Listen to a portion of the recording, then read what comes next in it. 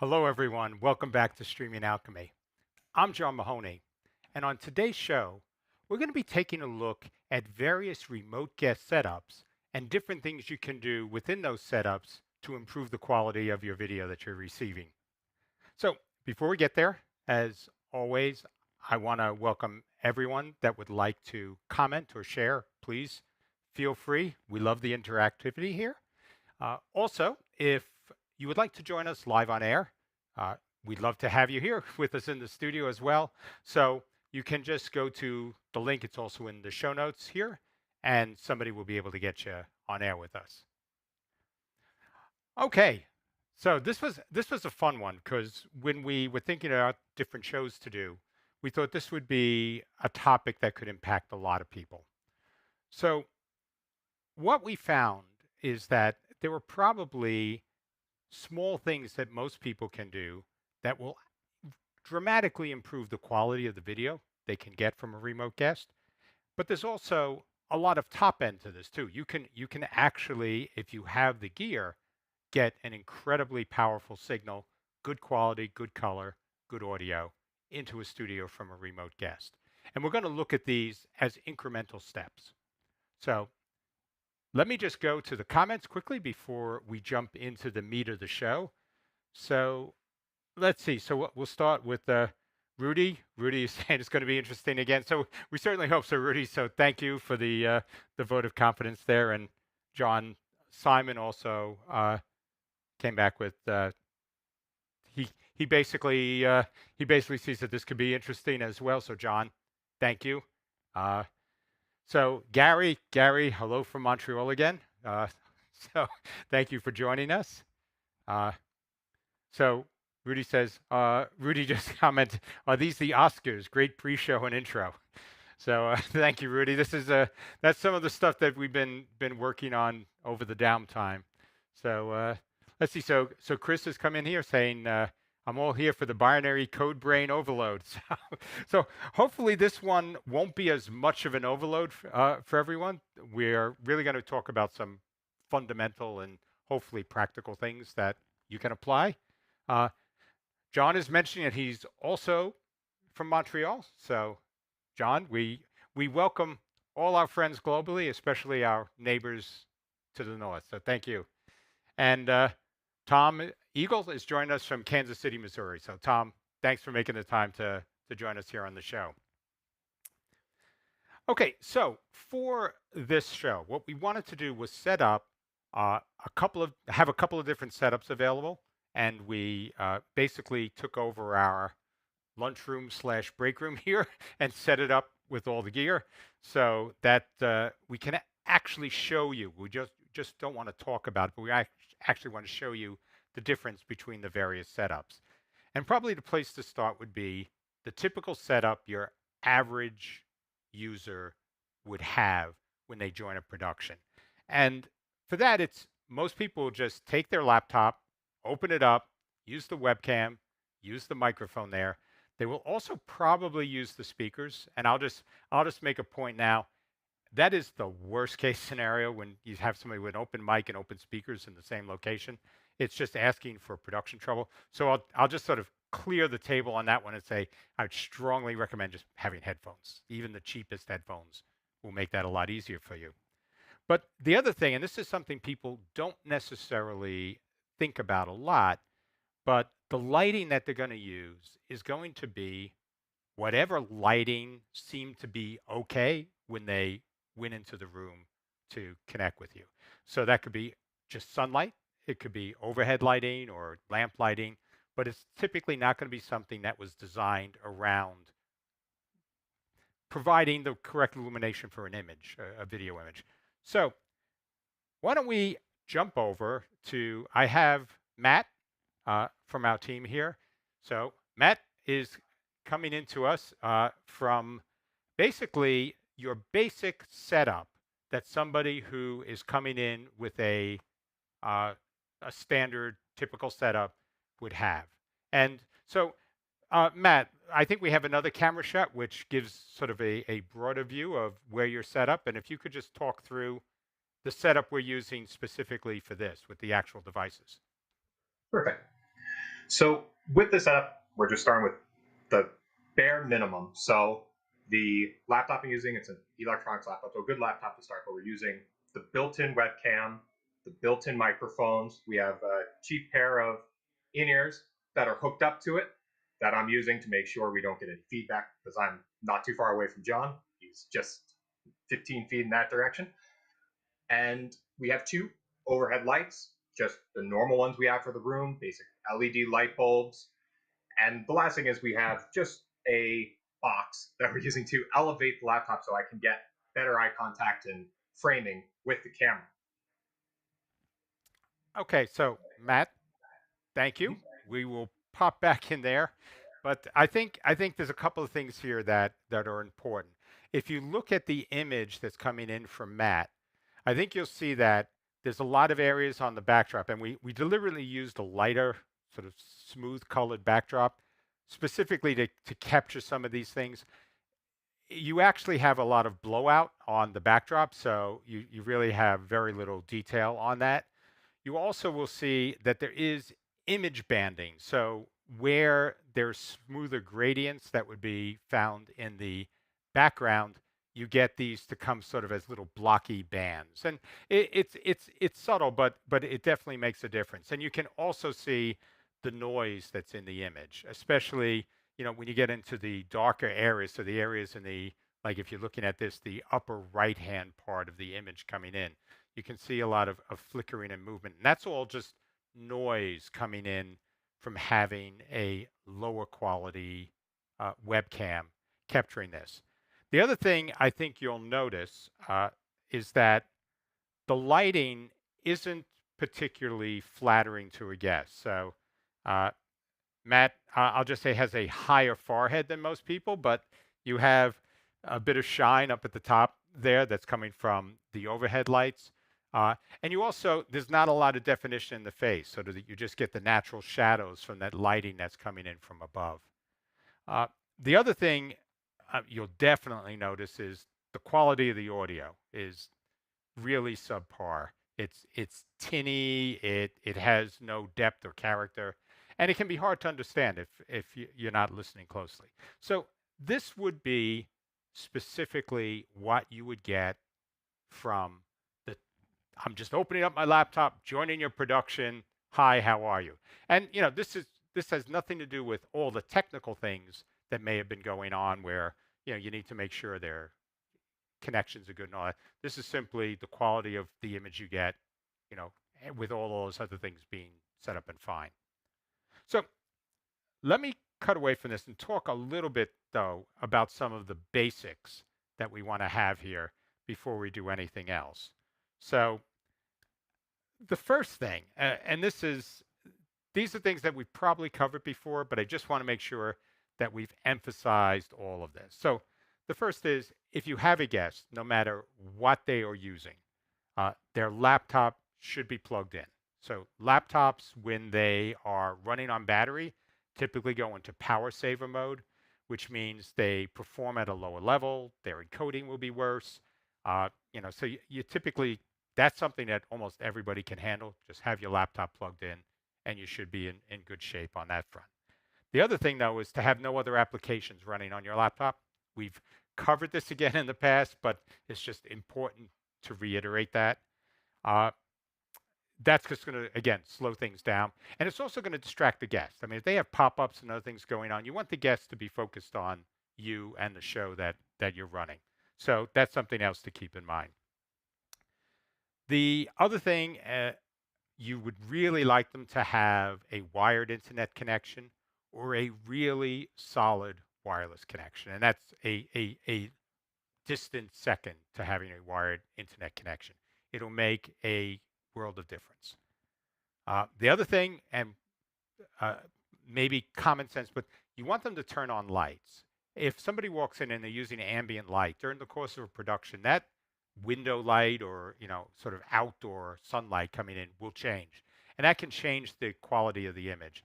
It also, because it's coming in through windows, won't necessarily be hitting them in an appropriate way. So you can get things like silhouetting from the back because they're bright light behind them, and you now have a camera in front. So you want to do things that will maximize the visibility and the light that's being thrown onto a guest.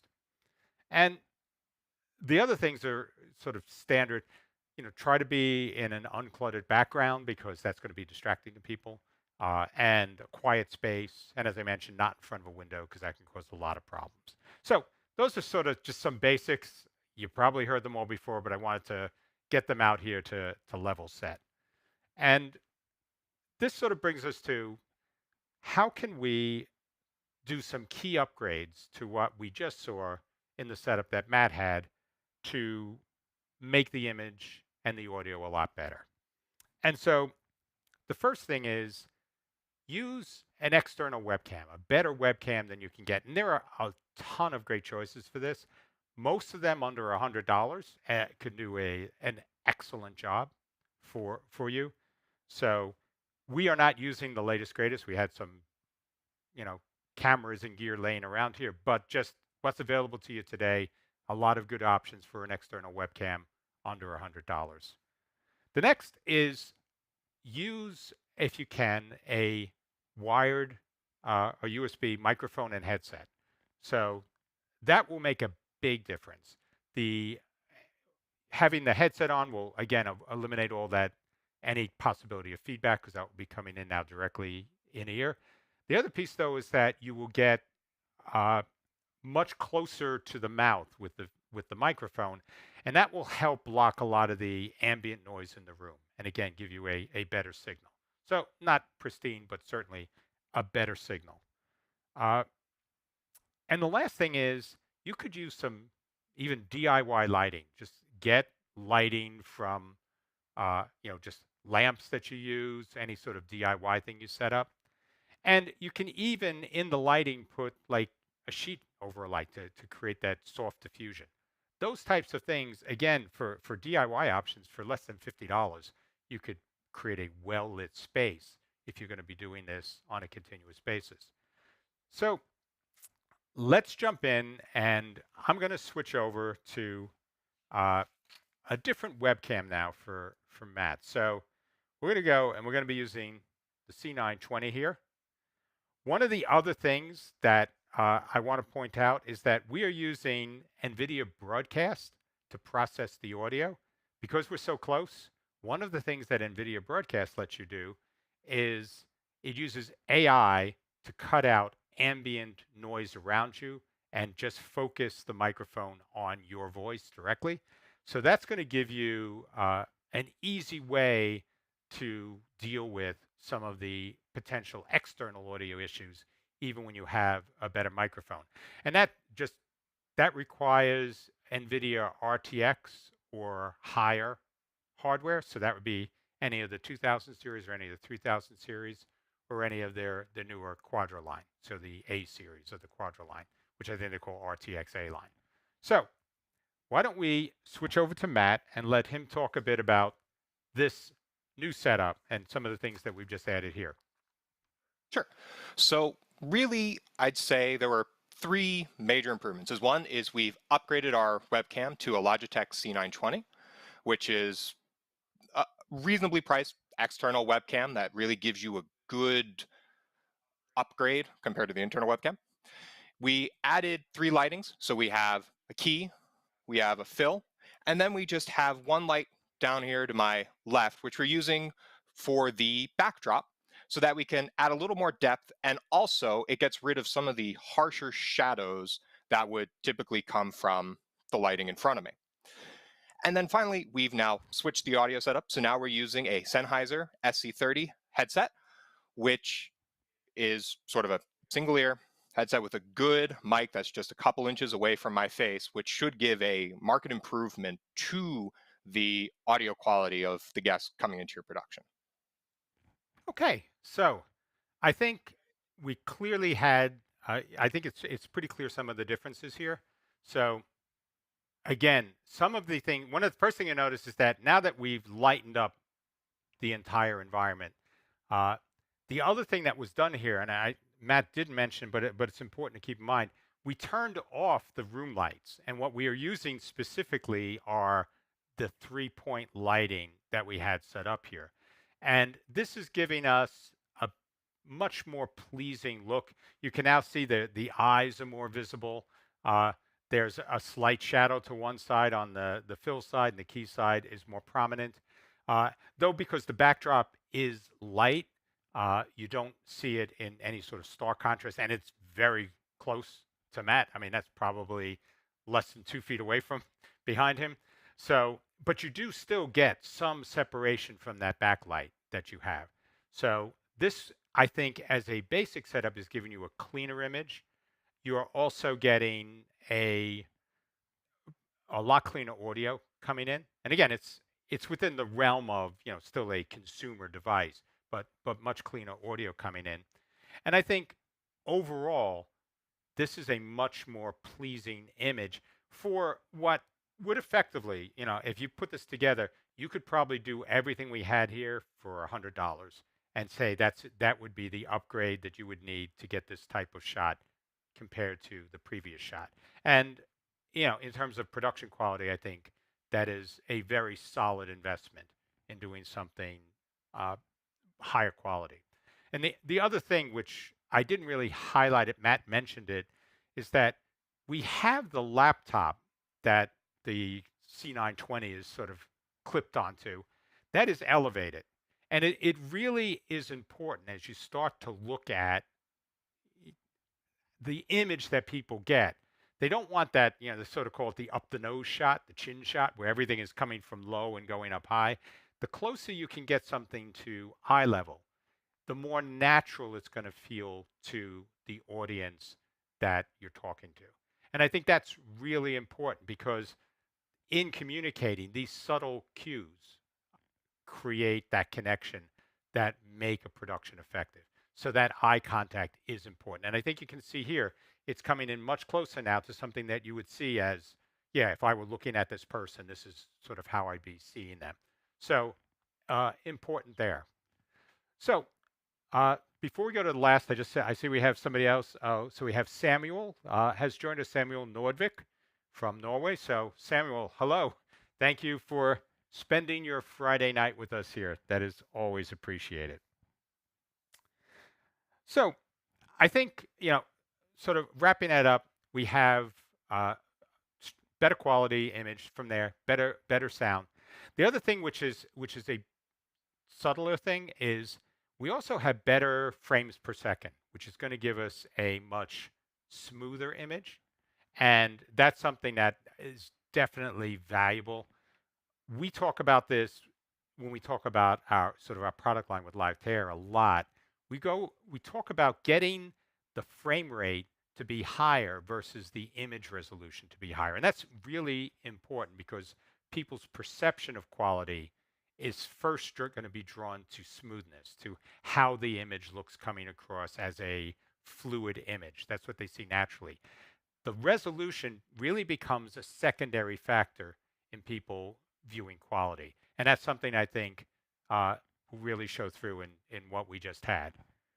But like anything, you can keep moving up in this space. So there's a lot more value that you can add to the chain. So if you had guests that you wanted to bring on or co-host or other things that would be part of a higher end production, there is a lot more gear that you can still integrate into a remote connection. So what I'm going to show you now is sort of a higher end thing. So in this case, we moved from the external webcam and we're now using a sort of a adjustable lens camera that gives you some options for zooming, framing, and positioning things.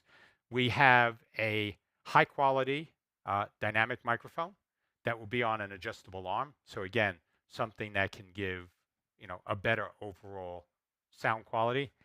We haven't changed anything with lighting, so all of that is identical. So what I'm going to do now is let me switch over to this other camera and give me a second to get the signal in. Okay, so now this is what would be a higher end sort of professional quality image that you would typically want to produce. So Matt, why don't you talk a little bit about the setup you have there for this? Sure thing. So now what we've done is we've upgraded the camera from a C920 and we've gone quite a ways up to a Sony a7 III with a 24 to 70 lens. And we are taking the feed out of that into a BirdDog Flex 4K and using NDI to get that into the laptop through NewTek's webcam input. Now, I would probably recommend maybe going something with Elgato's CamLink. It's going to be a lot cheaper and it's really going to accomplish the same thing, but we just took what we had around the office to get this to work. So we stuck with the NDI pathway for this. On the audio side, we have upgraded our microphone to a Shure MV7, as you can see here. And I have also sort of switched the in-ears now to something which is a little more flush with my ears. And I've now routed the cables behind my head to hide them, which you can really do with any in-ear headphone. It's just a great way to sort of keep that hidden. Okay, so I think now there's if you're looking at this image, there's a couple of things. So the first is that there's now a shallower depth of field, so you get, even though because the background is really close, as I mentioned, you still get that subtle blurring of an image here, and that allows you when you're looking at this to sort of see that separation. So not only is the light, the rear light, helping to create some separation, but you're also getting that from the shallower depth of field in the camera. You also see that the color space is much richer now. You can actually make out details in Matt's vest and tie that were really soft in the other cameras. Uh, you also, from the audio side, I think it's, even though the previous audio was decent, this audio is much clearer, and the sound and the enhanced image just lends overall a much more professional air to this. Now, a few things that I would point out. If I were doing this for a permanent installation, like for somebody who would be joining the studio as a co-host or something like that, I would definitely be focusing on creating an interesting backdrop that could be clear, very focused, but still provide sort of you know, a rich palette of interest that would sort of create a nice depth while still keeping something that separates from the talent from the backdrop.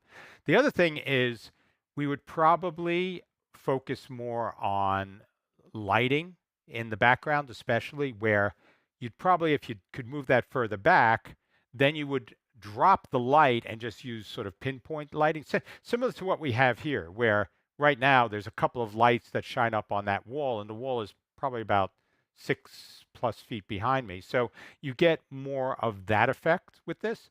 But again, we're talking about, higher end camera gear, but the things that we did here are not necessarily the amount of money you'd have to spend. So getting a much higher quality mic and getting that close, like the MV7s are about $250. They're a USB mic, really high quality, and we're very happy with those for these types of setups. The other thing that we have is the Sony camera that Matt's using, the a7 III. And the lens is clearly very high quality, but you don't necessarily need to do that much. You could turn around and get a very decent quality camera, APS-C or something like that, that would still give you the shallower depth of field, still have adjustable lenses, and you could probably do something in that space, especially if you're even willing to go into the used market that would be, under $600 and, get something really good quality there.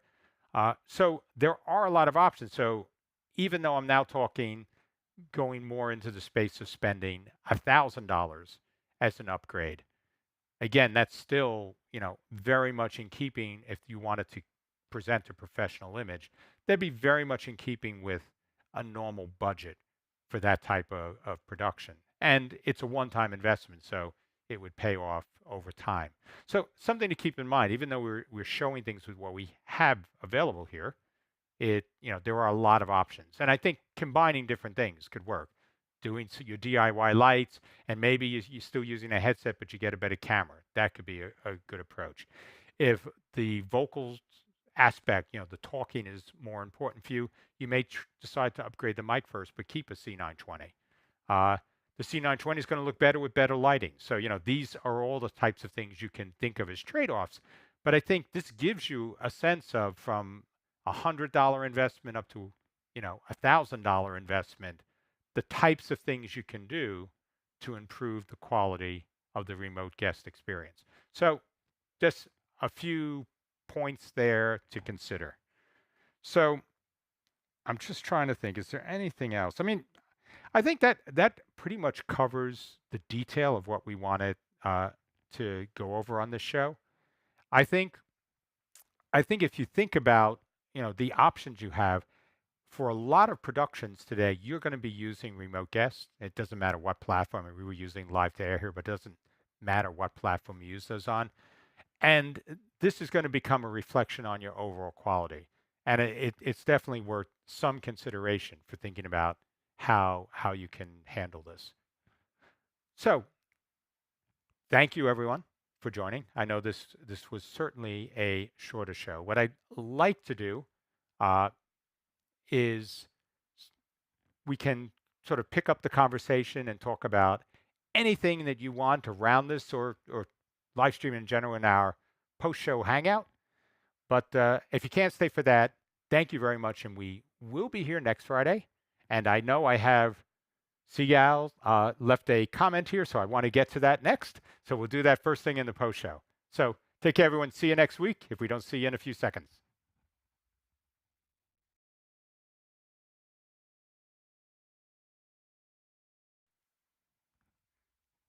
Hello, everyone. Welcome back. So let me get to Sigal. I hope I'm saying your name correctly, Sigal. He's saying he's watching on his iPhone, and the C920 image does seem much sharper. And I agree. I mean, the C920, when it came out, was really a groundbreaking webcam. I know it's changed because there's now different versions that have come out in different iterations. But when it first came out, it actually had hardware H.264 encoding baked into it. So you could take a lot of load off, what were then lower powered PCs to get a good quality image. But we think for the money, I mean, the C920s are about $75 today, give or take. Very good quality there. I mean, there's also PTZ Optics makes a webcam that's in, again, that same price range. Nice quality, and they have a lot of manual control you can apply to that, so which is why we also like those as webcams as well. Let's see. The other thing that we think is interesting is the audio side, and everybody in the video space, to be honest, at some level struggles with audio. It's not our native language, and getting audio right though makes a big difference to the quality of what you're streaming. And sort of, I mean, to Sigal's point that he made where he's watching on an iPhone. And I think that's the other thing to consider. I would trade overall image quality against resolution, given the normal viewing platforms that a lot of people will be watching on. So if you're looking at something that's coming in at 720 on an iPhone or a mobile device, you probably will notice the other aspects, the color rendering, the noise, the fluidity of motion. Those things will become much more visible and much more important to people as they are watching than the higher resolution. And the 720 will typically scale up, especially if it's good color rendering.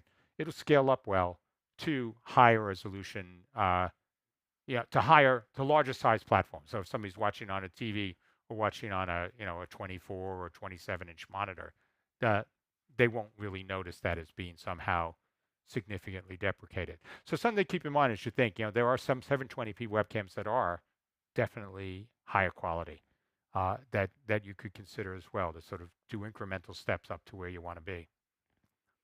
The other thing, when we didn't put much of an emphasis on it, but Joe, if you could switch to the wide shot over in the uh, break room setup that we have, because what I want to point out is the other thing we have here is on the main key light, we have a diffusion filter. It's just a little pop-up screen.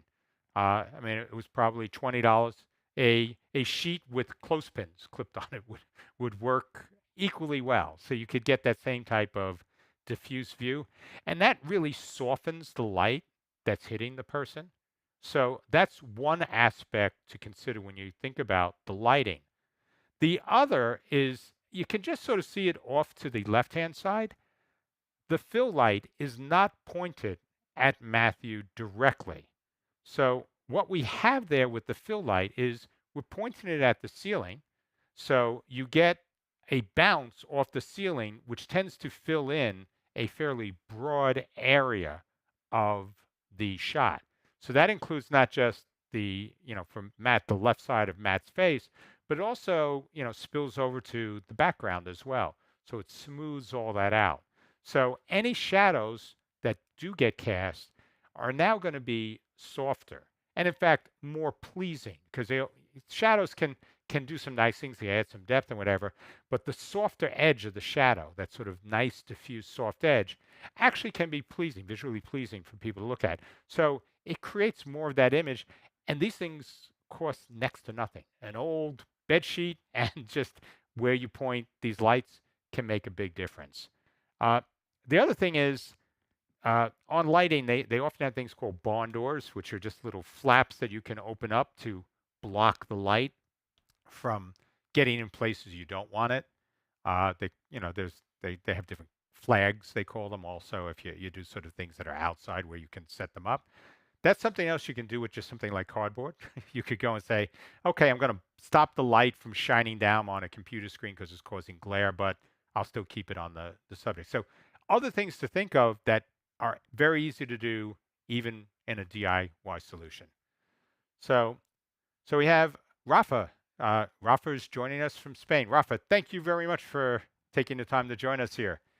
So what software would you use to introduce the guest to your live show? vMix Call has really bad quality. That's what Rafa is saying. So I think there's a couple of things. So one side is, what does your workflow look like? So, I mean, the easy answer for me is to say, take a look at it live to air at neuralnet.com. So I'll get the commercial plug directly out of the way. I think we have an excellent solution for working with remote guests and sort of maximizing what you can do with them. But the commercial plug aside, I think what's most important is this something that your workflow can accommodate? Because one of the challenges with vMix, more than image quality, because we use similar technologies in this, is that in workflow situations, everything gets concentrated around your production switcher.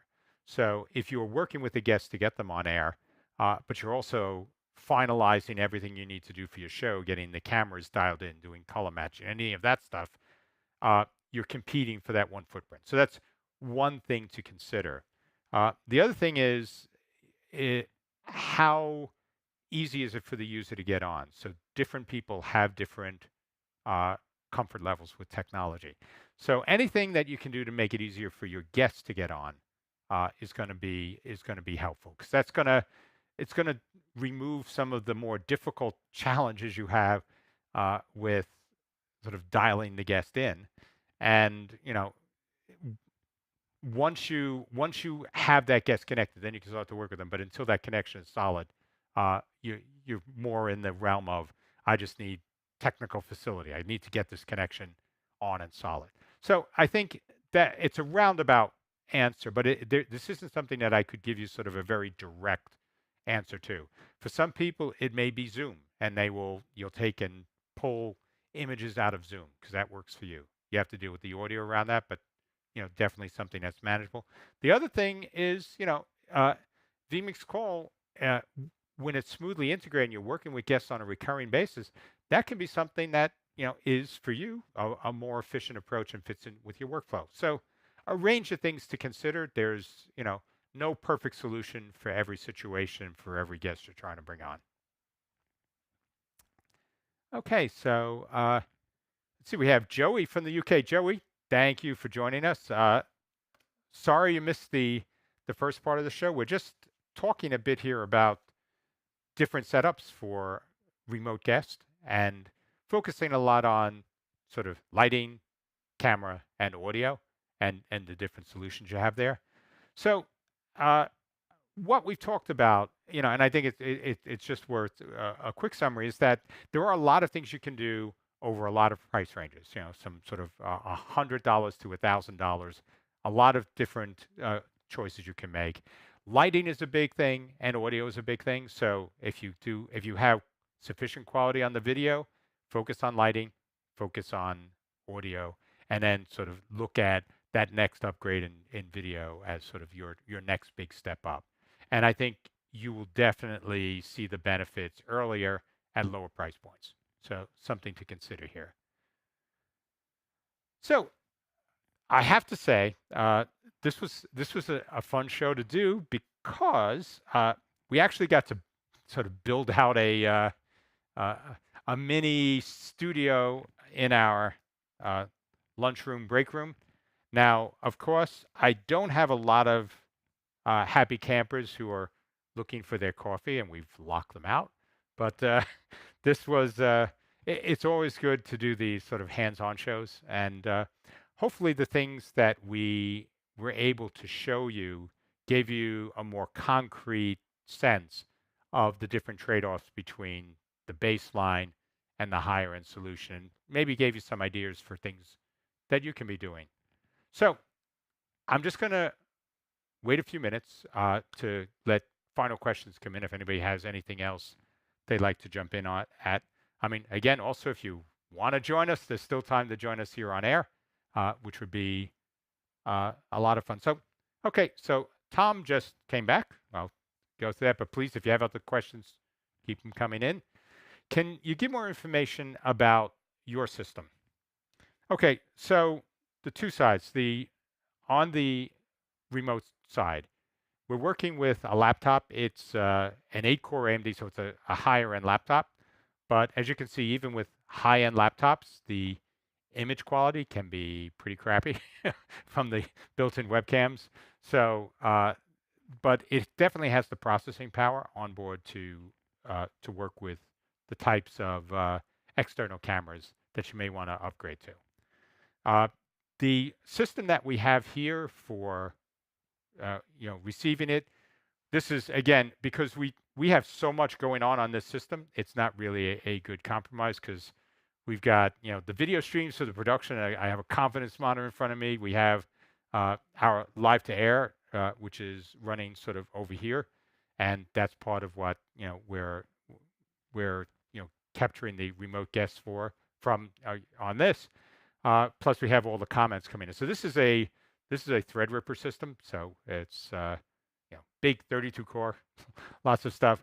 But typically for a studio-based system, we would recommend a 6-core minimum, sort of an 8-core ideal, with sufficient memory. And with today's GPUs, you can do with definitely NVIDIA GPUs. It's significantly more advanced, especially in the hardware encoding side, than AMD. And we're AMD, Camp AMD all the way on processors, but we definitely think NVIDIA has the edge on the GPUs. So that would be something we definitely would recommend.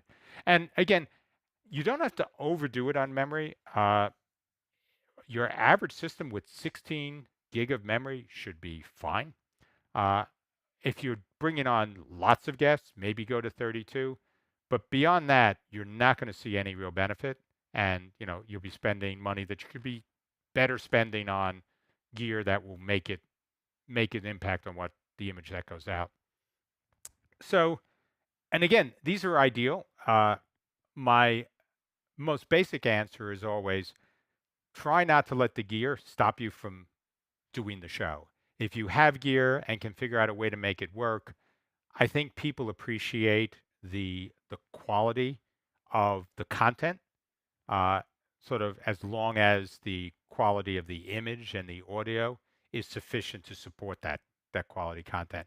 And then the other things are things you can work on. But so I don't mean, through the show to be somehow being critical of the lower end solutions. If that works for your content and that's where your budget sits, that is a great solution for you, and you should definitely sort of run ahead and build the shows that you want to build with that. So that's another point I just want to sort of get out there. So let's see. So we have another comment from Mickey Ronas. Mickey is saying, vMix Call is WebRTC. It's a standard protocol. You can push 1080p signal, 720p average. We get great quality, but internet and people setups are usually the issues with quality. I think Mickey's point is very well taken.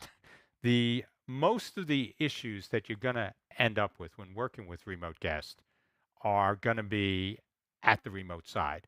It's the side you have the least control over. And there's a few things. So some of the things, to sort of underscore Mickey's point, to get the most out of your system, the first thing you want to do is you want to plug it in. So if somebody's using a laptop, make sure it's plugged in. You do definitely have sort of power saver modes that kick in if the system is unplugged, which means you will be getting less processing for lower encoding, other things like that.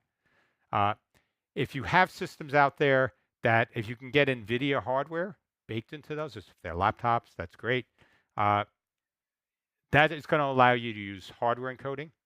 And again, something that can reduce the load on the CPU and produce a better quality image. The other thing is lighting. Noisier, poorly lit images, dim images are much harder to encode. So you end up asking your computer to work harder and to deliver what will ultimately be a very unsatisfying image. So getting good lighting will definitely help in terms of the quality of image. But ultimately, it comes down to the connection. All these other things can be there and great.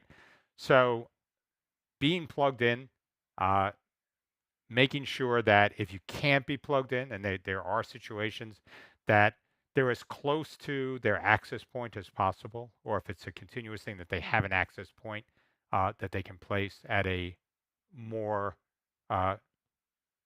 in closer proximity to where they'll actually be running from. So that's definitely something you want to keep in there. The other thing is don't create complexity in your image, because again, this comes down to encoding. If I'm sitting, even if it's off to the side and but there's a lot of motion outside a window, the window may be giving me good light, but that motion is giving the encoder more things to work on. So again, that could force some of the things in your system to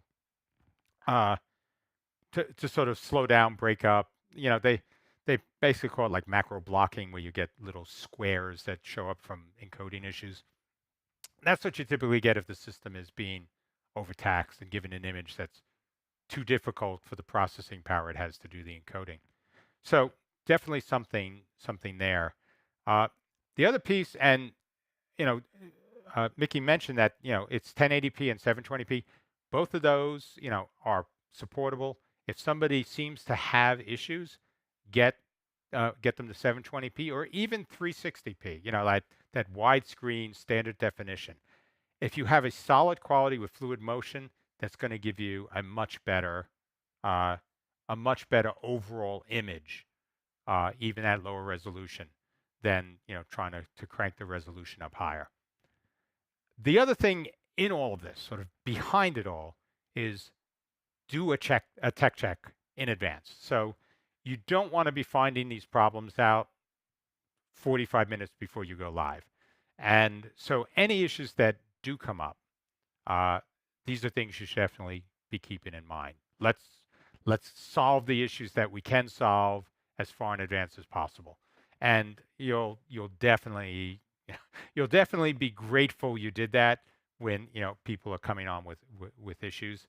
And a part of doing that is also try to do it if you can around the same time that you will be running your production, because doing something in the afternoon and then running a production at night where that person's neighborhood could have people on streaming services or video calls and other things that would be disproportionate to what you had during your tech check, that can cause other issues too. So just things to keep in mind to maximize it. But to Mickey's point, WebRTC as a technology has a lot of quality that you can get from it. It's really a lot of other external factors that can sort of degrade that, in different ways that people are mentioning they've seen in remote guest productions they've run. Okay, so let's see. So Tom is saying more info on live to air. So actually, Joe, if you could sort of switch it to up to the corner, I can point out what we have here on live to air. Okay, Tom, I'll get to this in a second. Okay, so live to air basically is a system, a standalone system. It can run on any Windows-based PC with a sufficient processing power and a NVIDIA graphics card. It allows you to bring remote guests in. You can remotely control all of their audio and video devices. I can switch their cameras, switch their microphones. I have controls of levels to and from them. You can add metadata to it. So you have the ability when guests come in to get their name right, to get their company name, whatever you want there correct, and to actually use that downstream. So if you're using vMix or TriCast or OBS, it writes that as an XML file when the guest is assigned to a channel.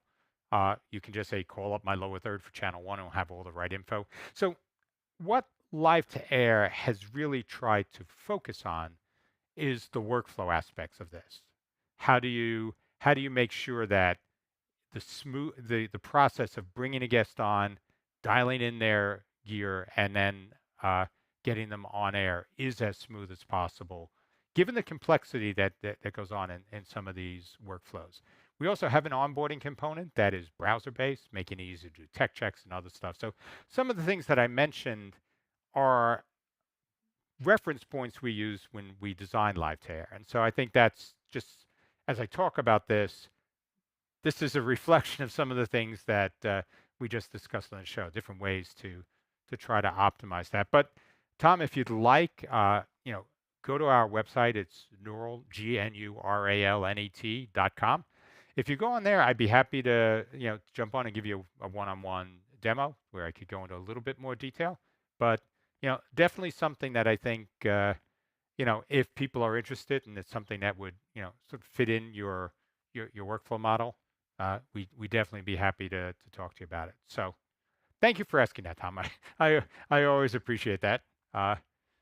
So I think we are probably done with the questions then, unless there's anything else. Okay, so we are going to call it a wrap for this week. So thank you everyone for hanging out for the post show here. This is in a lot of ways the most fun part of the show for me. I enjoy just having these free-ranging conversations.